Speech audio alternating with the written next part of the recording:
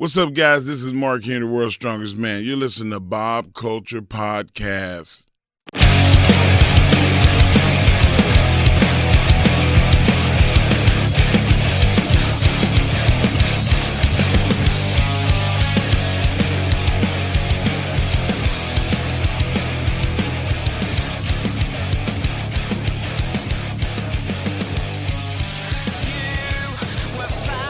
All right, ladies and gentlemen, welcome into a very special on location episode of the BCP right now. Very excited to welcome in our guest at this time, and I appreciate him making time. I'm outside in Arthur Ashe getting ready for a big wrestling event out here, but we got to talk about a big wrestling event coming to the stage. It's coming to Jersey City this Monday. They have not one but two shows. I think there's only standing room only for the second show. Please welcome to the show. He is a director. He is a writer. I think the official term for this one is producer and co-book writer. We'll talk about that in a little bit. Please welcome to the show the very handsome Mr. Jeremiah James. How are you, sir? Welcome in. How are you? Man, what an intro. You should be my press agent, baby. I appreciate that, dude. And of course, the musical is called The Last Match. We'll talk about in a little bit. But, dude, thanks for putting up with me on location today. Thanks for making the time. How are you, man? Dude, I'm doing great, man. And thank you for having me and having us on to talk about the show. I mean, it's been killer. I mean, we've had such an adventure putting this show together. So we're honored to be here and, just jealous that you're out getting to see AEW. I'm stuck in working. You know the deal. So you're a fan. You've been a wrestling fan for some time, huh? Dude, my whole life, man. Since the time I was a little kid. I mean, that's really where this whole concept came from. I mean, I've been a lifelong wrestling fan, diehard, started in the cartoon 80s era, following the likes of Hulk Hogan and and the Warrior and all those colorful cartoon characters from that time period. And even all the way through my 20s, like there was never like a lull where I just didn't follow or wasn't a fan of the industry. But then as I got older, it became more just not just being a fan, but like respecting the wrestling business and the artistry that goes into it, how they put their bodies through things. You still love the storytelling, you love all that, but as you get older, you kind of start to realize, like, man, what these guys are doing and these ladies are doing, I mean, it's so impressive. They're able to do this 360 days a year. It's wild to me. So that was where like this whole idea of like doing a musical and bringing this world that I know and love to a world of wrestling. Those two worlds just collided, and here we are bringing it to life. I love it, man. And when I first heard about it, bro, and guys, let's mention this right now. James is doing concert rehearsals. He made time in between rehearsals for this, man. Show on Monday. I'm very, very excited, man. When I heard about the meeting of these two worlds, like I'm a drummer. I'm from like the local band scene coming up in Asbury Park, like area. So big musician. I teach drums. I teach drum lines.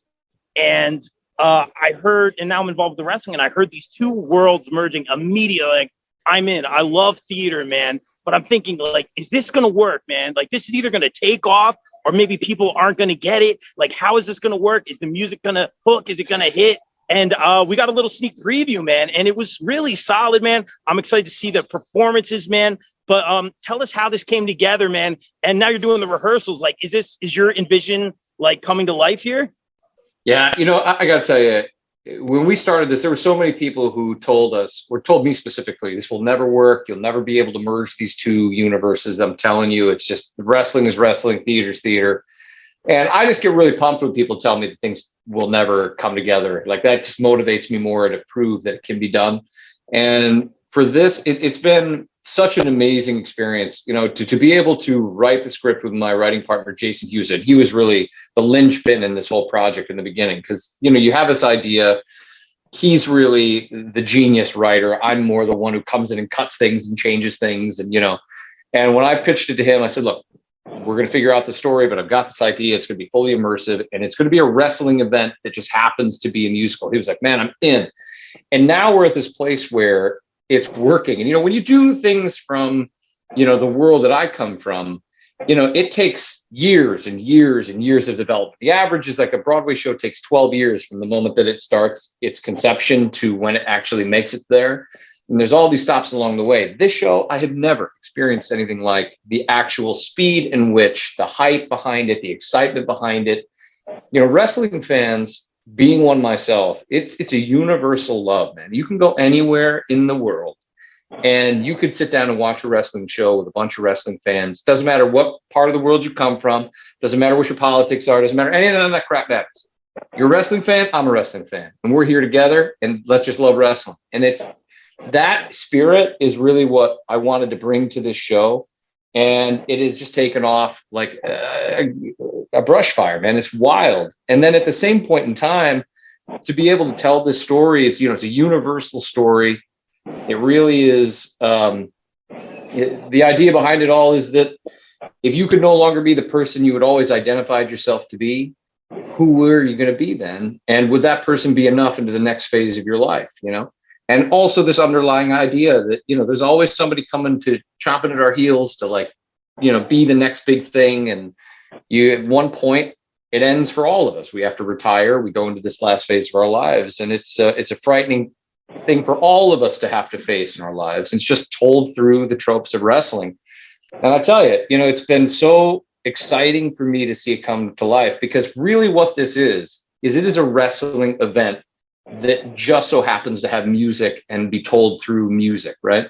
So when people come as wrestling fans, it's written by wrestling fans for wrestling fans. So there is no, coming to a Broadway theater and having to sit there. It is a wrestling event.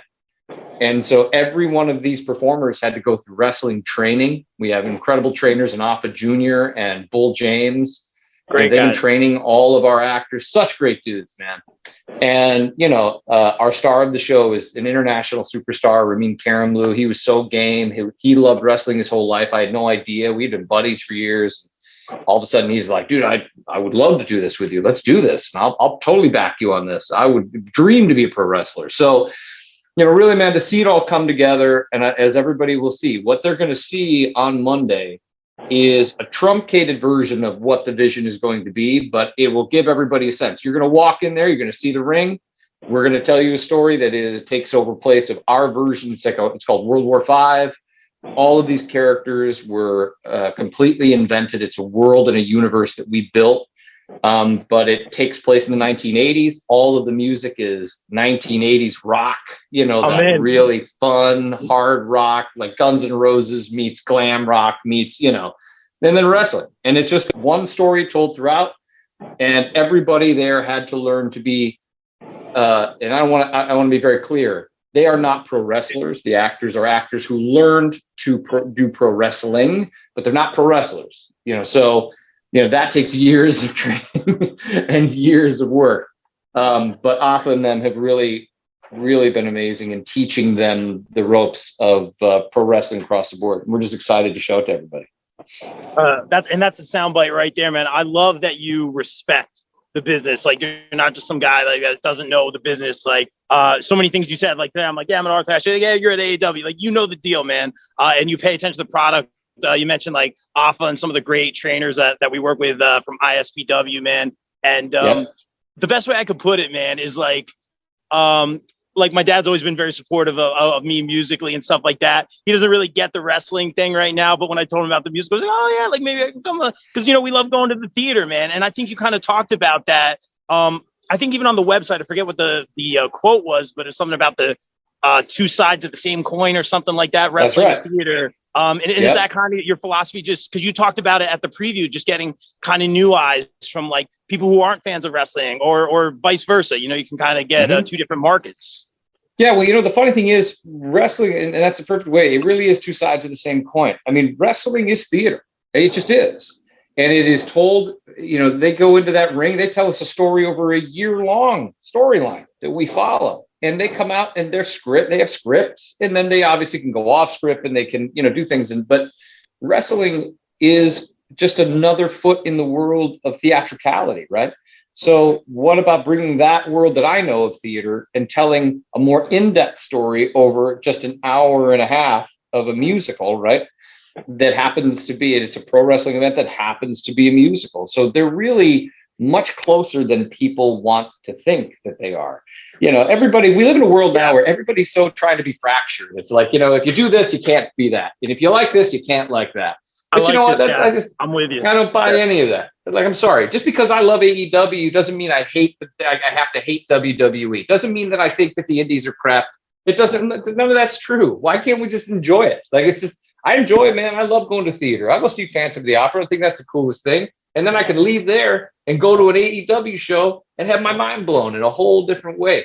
Things don't have to be mutually exclusive. They can work together, you know? And the craziest thing is, through this process, I've seen is that people, like, I'm telling you, like major, like Tony winning theater people going, I love wrestling. I've never told anybody, but I love wrestling. I've loved it since I was a kid. Can I be a part of the show somehow? Or, you know, other people going, you know, man, I've never known anything about wrestling, but I would come to this. My goal is twofold. I want wrestling fans to walk out and go, man, they got this. And they told me a story in a way through wrestling that I never thought I would see. And wow, what an amazing experience. And then I want people who've never seen the product or have stuck their nose up at it, who've never seen wrestling before and been like, that's somehow lowbrow, below the blah, blah, blah, you know, kind of that ugly nature that we all know as wrestling fans. Those people are out there, you know. I want them to walk out and go, man, I never knew anything about wrestling. Now I get it. Now I see why people think it's amazing. It is truly its own art form. These people are storytellers in their own right, and how amazing now, and walk away. I'm a fan. Maybe I'll actually go see an ISPW show. Maybe I'll go and see an AEW show. Maybe I'll go and, you know, these people put their bodies on the line in a way that we as actors in film and TV and the stage, it's a totally different ballgame, right? I want people walking out respecting what wrestling truly is, for it's the artistry of the storytelling, what these people do physically to entertain us, and to have a true appreciation for wrestling in general. So that's my goal.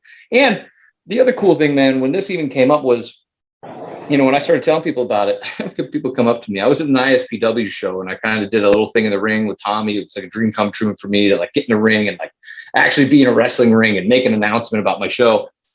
And I'm so grateful to Tommy Fierro. He's been such an amazing partner on this whole ride. He's like one of the best guys I know. And, you know, I had people at the ISPW show coming up to me going, bro, like, look, man, I love wrestling. Not a big theater fan. My wife hates wrestling, but she loves the theater. He's like, but I think this is something we could go to together, man. I think we could sit together and actually really enjoy this, you know? And that's really the goal, is like, we're going to tell the story so theater fans enjoy that aspect of it, and wrestling fans walk out going, man, I never thought that I would see something like that. That was great. And that everybody, and especially when we get to the end of the show, which is, you know, got a lot of heart. You think of the kind of heart that Rocky has when he's yelling for Adrian at the end of that thing. And that's what we're going for with this, you know? And I think that people are really going to be blown away. I'm honored that the wrestling fans have trusted us so far. And I hope that we deliver in a way that they feel truly understand that this is an homage to their world. That we're not trying to piggyback on anything. We're not trying to come in and do some kitschy thing. That these are real wrestling diehard fans that wanted to tell a wrestling story in a way that would have wrestling fans go, they get it. These people get it. Very, very well said, man. And I gotta, you know, as a journalist, we don't want to bury the lead here, man. So I got to ask you this one, man. Excuse me if I'm screaming as the crowd is building and it's getting louder out here. I'm getting hyped, man. Just like I'm getting hyped for the musical.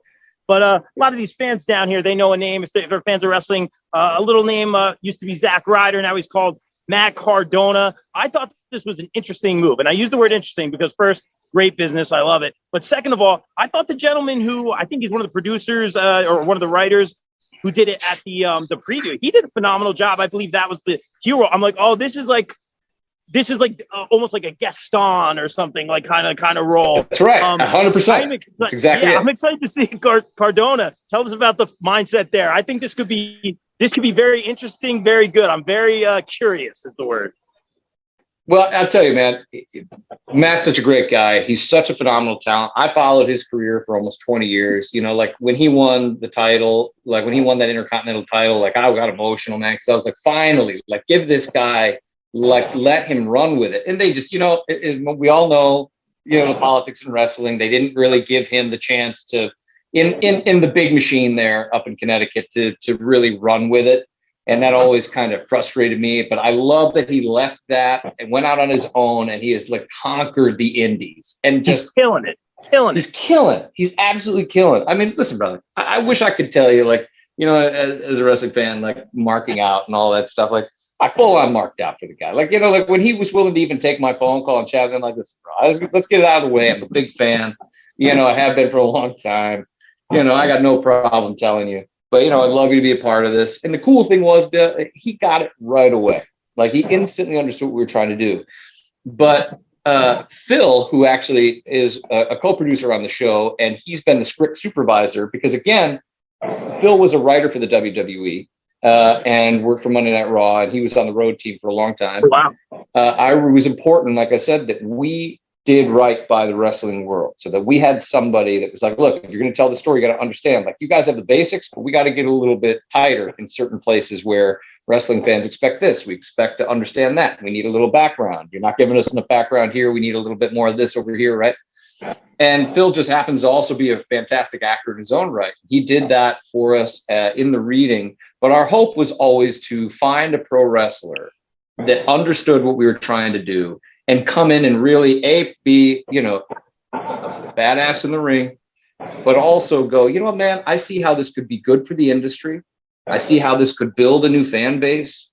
And also, Zach, the great thing about Matt, rather, is he's extremely savvy just in the world of social media, his fingers on the pulse of the industry, his podcast.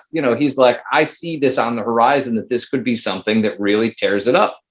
So, he's coming in to play the heel of the show. And essentially, I mean, the funniest part is, without saying, like, parts of it were written with him in mind, like where it was just like some of the best heels out there. And he's one of the best there is right now in the game. And so, like, I'm like, all he has to do is learn those lines and come in and just be himself with just an answer to the name of Alexander Swagger, and he's going to crush it. He's great. He's a great guy. We're thrilled to have him. And he's going to be singing, right? Yeah, brother. I'm very, and let's be real, that guy's living his best life. All right. So I'm very 100%. Excited for this. I'll be there at both shows. Real quick, I'd be remiss if we didn't put over Tommy. We got to put over Tommy Fierro. He's doing a lot of work. Of course. We got to talk about Shameless promo, ISPW. Tell us how you linked up with them and why you decided to go that direction. Listen, like I said earlier, man, like, Tommy's one of the best guys I know. I made, when I started this process, when we had the script in hand and when I really got to a place where I felt we were ready to move to the next place, I literally made one phone call. He was the first phone call on my list. I had followed just his store on social media, right? And I saw the stuff he would post and things about his store. And I'm like, you know what, man? He was having people come to his store to do signings. I said, man, I should talk to this guy. Like, he just has like a great personality based on the social media stuff. And then I just said, you know what? I'm going to send him an email. He probably won't get back to me. That happens a lot in our business, And I literally sent him an email and I called him. Yeah. And then I left a message, and 10 minutes later, he calls me back. And I never made another phone call. I was like, you're my man. Let's do this. Teach me the ways and be my guide through the world of wrestling, and ways that I never, because I'm a fan, but I'm not a promoter, So these are aspects of that business that take years to learn, and connections. And he was like, listen, I see this. I can see how this can be huge, and I want to be a part of it, and I'll be your guide through it. And I'm telling you, none of this would have happened without him being as gracious and as kind, and his beautiful wife letting me steal him away from time to time to make, man, like, I got to, I need to get him on the phone. We've got a lot of moving parts, So I'm really grateful to him. And I love his product at ISPW. He puts on great shows, and he's just he's one of the nicest guys in the business, and I'm a firm believer in it. And so he's helped us in ways I can't even tell you. He's the best. Giving a lot of people opportunities. That's my favorite word, opportunity, man. Yeah. And it's so cool. And just thinking about the roles, and the cast looks phenomenal, man. But I could see, and I know we're still in the the infancy, the early stages here, but I could see, guest roles in the near future, other wrestlers coming in, other national names. I'm sure you have big plans. Put yourself over, man. Tell us about you, man. I know involved with theater, obviously a wrestling fan, which means a lot to me personally. You know what you're doing. You have like a musical background as well? What do you got going on over there? Yeah, so, man, I started performing when I was became a professional performer when I was 18 years old. I've done over 175 professional shows over the years. I've been a long time stage actors union member, and I started producing about 15 years ago because I just wanted something that I was in control of, and I wanted to be able to tell the stories that I wanted to tell. I've now written or co-written on my third musical now. This is the second that we're working on, but I'm currently working on a new one. I started becoming a lead producer, directed concerts and, cabaret shows and stuff for friends, and been a consultant on a lot of different things. And really a big goal of mine has always been to bring theater more into modern times. It's an old medium, and I really want us to get to a place where we thrive just as much as social media thrives, and as much as the movie industry has thrived and has to adjust to the times. And I also like to do things a little bit differently. If people work with me, they're going to work from a place of respect and kindness always. And I like to build families and see things go to a whole nother level of a place that, again, this is a show that people kept saying couldn't be, and those kind of shows are what drive me. Like I'm always come from the mindset of who says and why. Who says? Where's the rule book here that says I can't do something like this, right? And so for me, I really just have wanted to create really innovative pieces of art and tell stories. And I've been a lifelong wrestling fan my whole life, and that was where this whole merging of things came from. So right now, I'm currently in the revival of Funny Girl on Broadway as an actor, because I still perform. And that's taken me all over the world. I was in a band called Teatro overseas. We sold a little over 1 million records, and, had a couple #1 albums. And, I've been very, very lucky in my career to have had a very long and longevity in my career as a performer. But producing has really become my passion over the years. So I'm just really excited that people are excited about the last match. They want to come see something that everybody said was impossible. You come out on Monday, you'll be the first to see what this show really is all about. Again, it is a wrestling event first. It happens to have some music in it to tell the story. And we're really excited to have a fan base come out and support the show. And, just honored to be here talking to you and any other people that I've met across the board. I'm sitting here talking to wrestling. I was on the phone with Brutus Barber Beefcake, who's one of our, Legends producers. And I'm like, how did I end up here, man? Like, how am I talking to some of my heroes from when I was young? It's been a wild ride. So honored you took the time, and I'm excited for everybody to come out and share in the show. I love it, man. Jeremiah, and I want to be respectful of your time, man. I know you're between rehearsals, dude. Before we get out of here, we're all about that shameless promo here on the BCP. Tell everyone where they can get tickets. I'll be at both shows. I'm really excited. I'm going to be real with you. I'm going to be the referee. I'm going to call it down the middle. I'm going to let you know what I think. That's what I want to see. Listen, bro. I'll tell you right now, my whole goal is I want folks like you guys to come and tell us what you think. We don't want, we can't improve unless people tell us what they really think. But I'm feeling confident that the wrestling world is going to come and see the show and go, I get it. I get it. They didn't shortchange us. They delivered on what they said they were going to deliver on. They did it with respect to the industry. They respect to the business and respect to wrestlers in general. And, listen, Mickie James is one of our producers. And I got to tell you right now, if she sees something in this show she don't like, she's not going to hide it from me. You know what I mean? So, awesome. I'm excited to hear your thoughts, and, hopefully maybe we can hop on again and you can give me the true lowdown for all your fans. Dude, that sounds great. And I will give you a much better, there's airplanes flying over. There's a lot of noise. There's a good vibe, but I'll give you more professional time next time, dude. Thanks for coming on, man. I'm excited for the musical. Thanks for the time, and just continue success, man. I'll see you Monday. Thank you so much. Appreciate it. Yeah. See you on Monday. Go to lastmatchmusical.com and get your tickets there for the 2:30 show or the 7:30 show, where it's standing room only for the 7:30 show. So if you want to get a seat, you got to get there early, because it's just general admission, and those who aren't early are going to be standing. So come and have a good time and see something that's never been done before. I love it. And Jeremiah, finish up that rehearsal so you can get over here and join us for AEW. I think Danielson's got it tonight. We'll see what happens, bro. It's going to be Danielson. 100%. I think so, too. All right, guys, like we always say here on the BCP, everyone stay safe, stay positive, take care of each other. We out. Peace. Take care.